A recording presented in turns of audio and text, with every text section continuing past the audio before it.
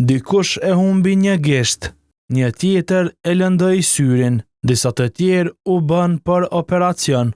Gjatë natës së 31 dhjetorit, 54 persona kërkuan ndihmë mjekësore në QKUK për shkak të lëndimeve nga fishek zjarret dhe mjetet e tjera piroteknike.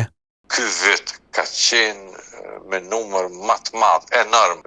Asnjëherë 54 s'ka mri numri.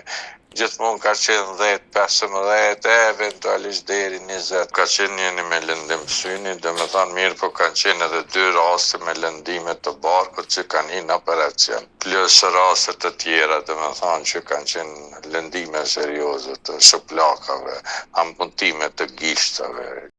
Moshat e të lënduarve janë nga më të ndryshmet. 9 vjet, 10, 12, 14, 17, po edhe mosha të mesme. Rreziqe pati edhe nga plumbat qërr.